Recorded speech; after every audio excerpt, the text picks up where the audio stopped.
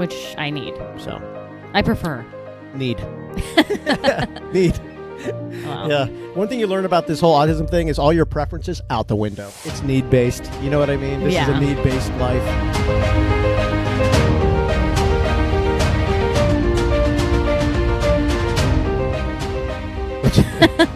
I don't know what you're going to say. I don't like that look you're giving me. What are you saying? What do you mean? I said, let's do this. All right, let's You do get it. this huge smile on your face, and I'm like, say something. I'll let you start today. I always start. Really? I just thought about that. I always start it. Okay. Well, Cal's been a little off this week. He's pretty stuffy from allergies, the high pollen alert. And he keeps telling me his teeth hurt, but it's not his teeth. He has a little cold sore underneath like the area of your chin, underneath your lip. So he's really off this week. The pollen really does throw him off. That sucks, the pollen. It causes him just to get... And then I think, too, I'm buying into this whole, like, the low pressure things, because the meltdowns are just a little bit different when it's kind of lower pressure and rain's moving in and wind. It's just a little bit different. Yeah, it's cloudy today. He likes the sun. So you picked him up from school yesterday, and that was hard. Oh, man. Well, we took Lauren, his therapist, because, like, so the change with yesterday is I'm picking him up instead of you, and you pick him up 85% of the time. Yeah. And we're also picking him up earlier than, so he's used to walking out with other kids and with like 2 or 3 teachers and aides. But that's changed now because of his schedule. Yeah, and so now it's just everything's a little bit different, and he's in this no daddy phase. No daddy, no daddy, no daddy. Yeah. Like, he doesn't want me to drive the car. He doesn't want me to cook. He doesn't want me to get his shark. Like, he'll drop his shark off his high chair, and I'll go to get it and go, no, daddy, mommy, get it. Mommy, get it. I don't know what this is. It's so strange, but he has just decided that I am basically useless. And he wants me to just be there but not do anything. It's really strange. Yeah, he does. He wants you to be there. And just but I have to do everything. Yeah, I am like a functionless apparatus. I'm just sort of a witness to everything, and it's really strange. It is. I will say this has been a very strange 7 to 10 days.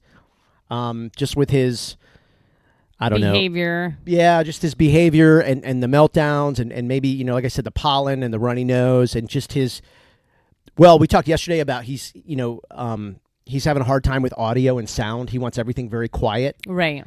It's been stressful. Yeah, but the runny nose, like not feeling comfortable, just throws him off in every way possible. Yeah. But anyways, I was driving in the car today to go to his therapy place, and I had to turn my windshield wipers on. Oh, boy. Are you kidding me? Like, freaks out about the windshield wipers. No windshield wipers! No windshield wipers! I'm like, Cal, I have to turn them on. My window's dirty. Dude, that's the thing where I think when we talk about you can only be prepared for so much, you just have to sit back and let it come for you. Those are like the examples of that. I mean, yeah, you don't think, should I turn on my windshield wipers or not because he might get upset. You have to. I mean, you got to see when you're driving, well, right? That's what I told him. I have to. Yeah, I mean, like you can't crash, but then just thinking to yourself, is turning on windshield wipers going to trigger a really bad reaction? Like it's just, you can't think of everything. Like you can't, be aware of everything. Like that's just a gut reaction. Can't see windshield wipers, right? Yeah. And it's like, yeah. And so you're just dealing with the meltdown. You're like, sometimes you just have to get comfortable with going, I really just had no other choice. Like there was I really, have to. Yeah, there was nothing else I could do. And then the frickin' fire truck drives by. Oh boy. And then we get to the place, and then the guy's blowing the leaves. And I'm like, what is going on? Like every little thing that could possibly make him mad. One day there's going to be like a special needs community where it's like, yeah, a little village. Yeah, well they'll be just like they've thought of everything, where it's just because I mean, man, a fire truck, an ambulance that could do it. And I just sort of laugh just because you almost have to, because you. All this is out of your control. I mean, yeah, but it really it's just. It's exhausting. I mean, it's exhausting. I know. You've been exhausted this week. I've been I'm just so beat down this week. I am. I'm beat. You got to come out of it, man. Usually it's me that feels like that. Yeah, well, I think like I said, it's been an interesting 7 to 10 days, and I don't know. Yesterday at the pickup, for whatever reason, was my just like, I just can't believe this. Like, this is just, and his therapist, Lauren, was really the one that was, trying to coach him and steer him in another direction, and just, and then sometimes I'm like, well, are you doing this because, maybe because 2 of us showed up, but no, he does it all the time anyway. I don't know. It's just like, some days you're just like, I'm over this. Like, I don't know. I don't have any answers, I know. You got to keep going. Well, of course. I mean, that's the deal, but it's like, it's sometimes I say, okay, well, I have no answers. I just have to go with it. But then you can only be cool with that for like 2 to 3 days. You know what I mean? And then you're like, no, I want to figure this out. You know what I mean? Like, I got to figure like the solution, and maybe it's a different, I don't know, a different method or different time to go to school or a different breakfast, or, you start, and then I feel like, oh God, we've already thought of all these things. And then I feel like your mind's going crazy. Like your brain turns into like a NASCAR track, and it's like, here we go again, lap 250. You know what I mean? It's like, and we're thinking about all these things again and again and again. And it's like, you almost, I don't know, you sort of get dizzy a little bit. You're like, I'm kind of dizzy and in a fog of just like, all right, well, no, for some reason he doesn't like mac and cheese for dinner. Why not? He's loved it before. Now he's throwing it on the floor. And it's like, I don't know. I think it kind of goes back to, we feel like we've had a baby for such a long time. Like I can't wait to be out of this little stage that we're in. Like, I want him to be potty trained. I want him to be a big kid, Yeah. Like, our other kids are growing up and they're getting big and they're pretty independent and self-sufficient.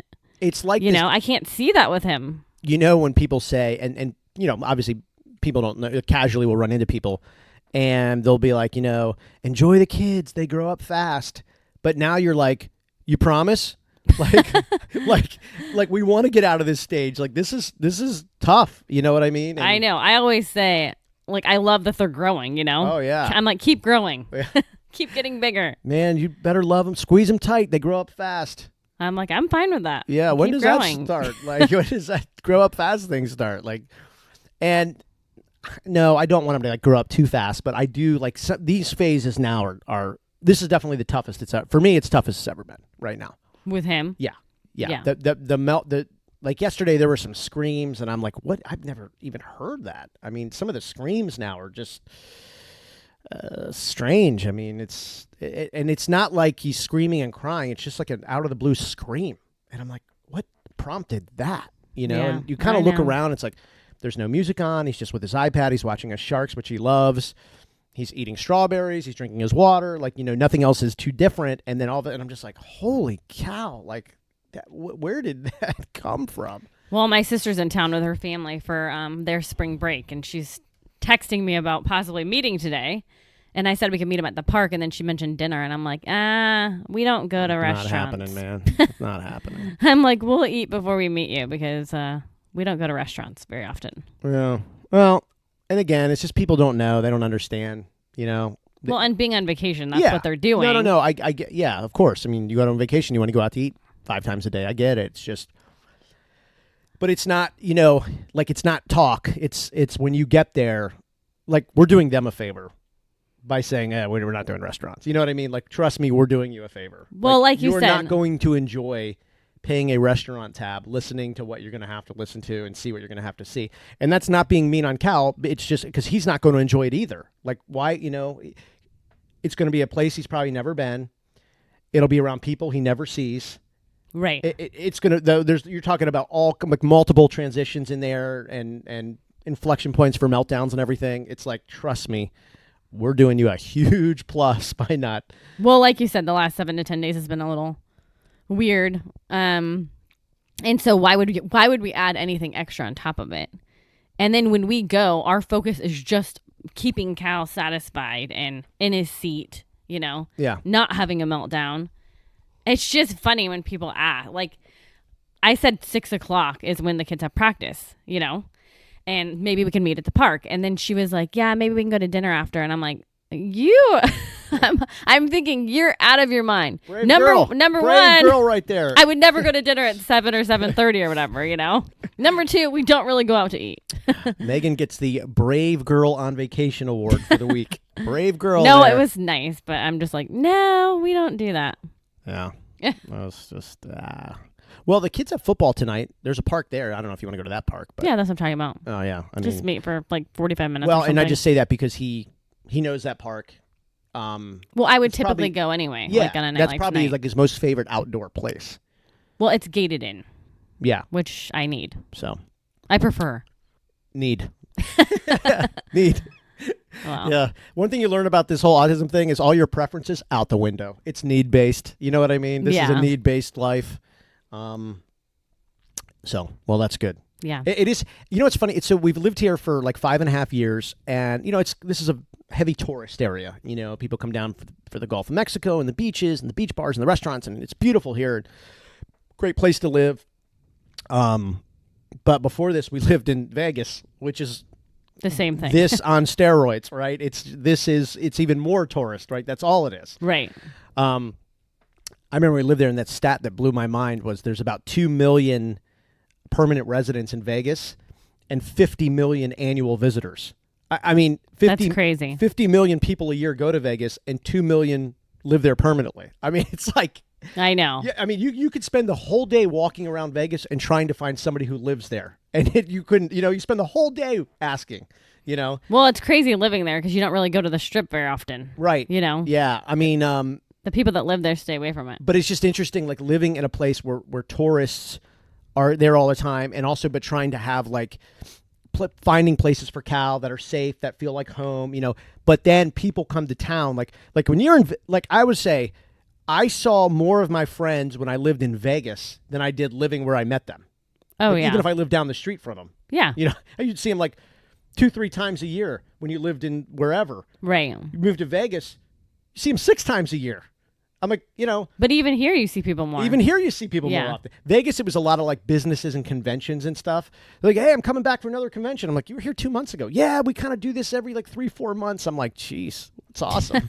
You know, and then there's a vacation, and you know, here it's like it's less business and more vacation, family vacation. Hey, we're Right. coming to the beach again. You know, I'm like, you just here a couple months ago. Yeah, we love it down there. I'm like, all right, cool. You know, Yeah. So it's kind of funny, and then, but then you also have to try to have like have your spots where, well, this is where Cal's good. This is, you know what I mean? Right. Like we don't, but aside from the beach itself, like we don't do a lot of beach restaurants and stuff with him No. because so it's more, because you go down there, like sometimes there's a wait, sometimes, you know what I'm saying? So we just have other places, and I don't know.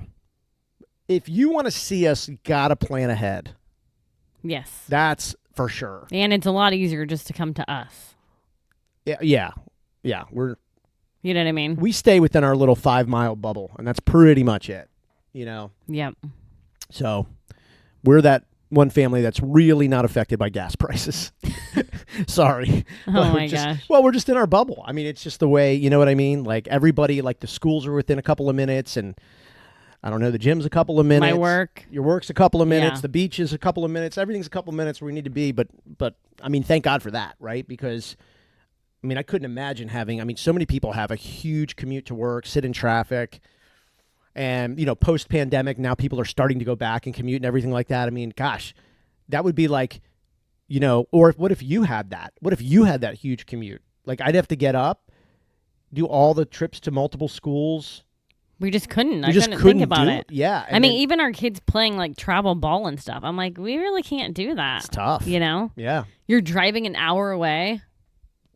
At least An hour away, or having to stay in hotels and all that. I mean, we did a tournament in Orlando for Trey and Austin flag football, and I mean, traffic going to Orlando is awful. I mean, it took us like 4 hours to get there, and then we had to stay in a hotel and then play the tournament the next day. But you literally were 36 hours with Cal with no break, 0 break. Yeah. I mean, except while he's sleeping, right. but it's 0 break. Like, and I also tell people too, it's hard to imagine this. And I get it because of our other kids. Like, you cannot leave him alone at 4.5. No. At all. No. Our other kids at 4.5, they could sit on the couch, they could watch an hour show, they could play with their iPad, and you could be in the other room on the phone or on your laptop at 4.5. Yeah, I mean, Trey grew up really fast. He Yeah. was just easy, and that's our next kid next to Cal. Yeah. But he grew up super fast, and he was pretty independent by 3. Very independent. Yeah. I mean, could really do a lot of things. I mean, don't get me wrong. I mean, you had to be at the house, but you did not have to have eyes locked on like a radar system. No. But this is what this is. That's what I'm saying. We've had a baby for a Yeah, really long time. I know. And that's a good Like way to a put it. baby, like a 1-year-old. We have. You want to have more babies? No. Who's in our bathroom? Charlie. Oh. Hello, Char. All right. Well, I don't know. I don't even know what day it is. She has a sore throat. She's like, I'm the only one. Allergies. She's like, I'm the only one home. I'm like, oh, sorry, you're right. It's, what is it? Wednesday? Wednesday. Yeah, it's Wednesday. You have a busy night of sports. Yeah. God, you know what, though? I love it. It is your outlet. Oh, it's so the outlet. Like, being on that football field is fun, and I love that the girls have this Sunday league, because it's fun to get up on a Sunday, because obviously there's no NFL, and we're an NFL family. Right. It's fun to get up on a Sunday and have football to go and do. Yeah. You know what I mean? Yeah. And just like, I don't know, it makes it feel like football Sunday again. Right. You know, watching your kids compete. And so it is the outlet. It's, you know, it is fun to get out there and just be a part of something that's like, I've said this before, but if you can find something that you're just locked in on for a couple of hours and you truly don't have the ability to think about something else, go do that. You know? Right. And for me, like coaching the football, flag football, it just, you can't think about anything. Your mind cannot go anywhere else. You have to be locked down on coaching these kids and helping them and you know, partnering with them to become great teammates and great players and everything. Like, it's just cool. And I come out of that and I'm like, whoa, I didn't think about anything for 2 hours except football, which is so relaxing. Well, and that's good for you because your brain keeps going. Yeah, like you don't check your email, you don't check your LinkedIn. You know what I mean? Right. It's just like, I could coach football all day. Well, just got to find a way to get paid to do that. Well, I'm just joking. Kids have to go to school. But, you know. Anyway. All right. I have to go do some more shelling. You're gonna spread more shell today? I am. It's going to rain tomorrow. I'm going to try to get it over with. Is that going to be your workout?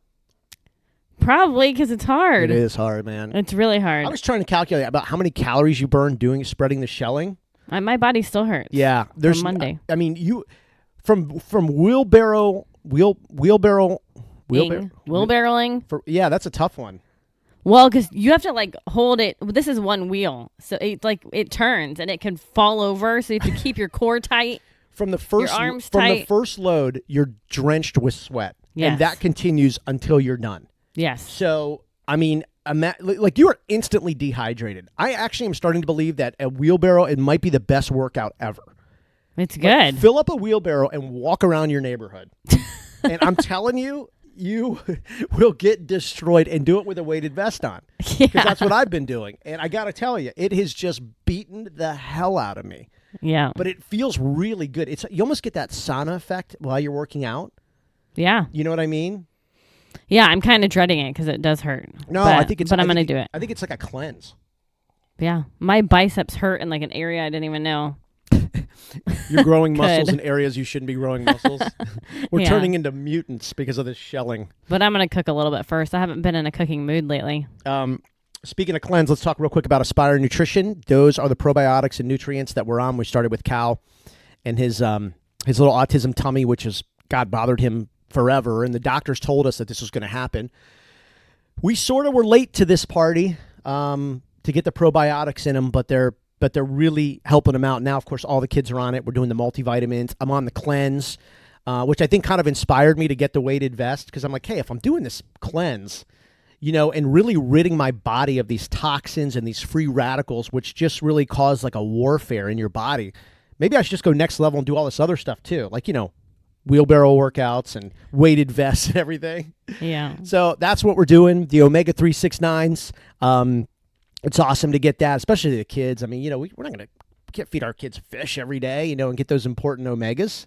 So it's been really cool. You can see the link or get the link at dailyautism.com of the products and the nutrients. And if you have questions on how we use them, well, just ask. And we talk about too the non-flavored powders. Yes, which is very important. Hugely important, because without that, I don't think Cal would ever be able to experience these nutrients. But they knew that this was important because the founders of this company, their son was diagnosed, so they knew that that was, I call it kind of the secret weapon to get it in these kids' bodies. So we started with the probiotics. I think that's a good jumping point, especially if you have a son or daughter with autism. DailyAutism.com for the Aspire link. Check it out. All right. I wish you good luck on your shelling. Thank you. I will be out to help you right after. I've got to record these videos, and then right after I'm done, I'm gonna be your reinforcements. I'm gonna back you up. Thank you. You're welcome. God be with you. Godspeed.